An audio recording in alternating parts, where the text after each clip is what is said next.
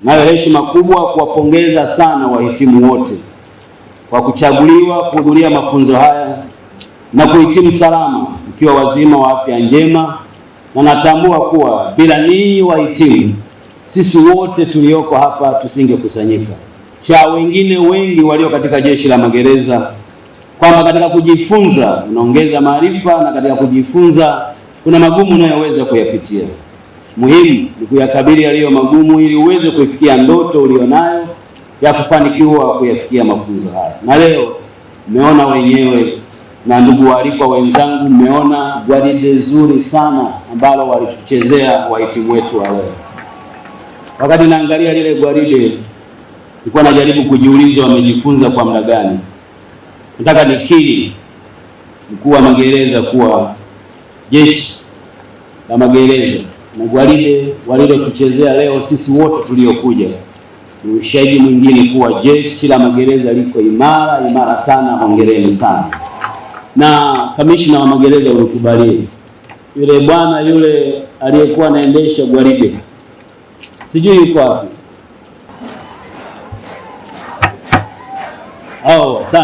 Asante sana. Huyu bwana huyu nilikuwa namwangalia sana. Kwanza wakati ananiongoza kwenye kukagua gwaride, alikuwa ananiambia pita kushoto, maana alikuwa anajua mimi raia naweza kukosea nisimharibie shughuli. Nikipita kushoto naambia hapo ni kwenye bendera, utatoa heshima. Ndio mjue na mgeni rasmi huwa anapewa amri. Kwa kweli nakupongeza sana. Sasa hii zawadi shilingi 500, katafute soda ya baridi huyu. Umefanya kazi nzuri sana. Hongera sana.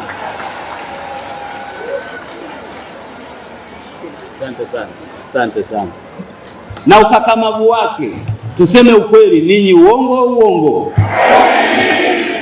Ukakamavu wake hautiliwi shaka. Hadi mimi nilikuwa namuonea wivu. Alafu wakati anakuja karibu na jukwaa kulikuwa na mstari. Nilikuwa najaribu kuangalia huu mstari umechorwa kwa bahati mbaya au na sababu. Kila akija akifika kwenye huo mstari anasimama. Nikasema mwamba kajipanga. Hongereni sana kwa gwaride zuri. Hongereni sana.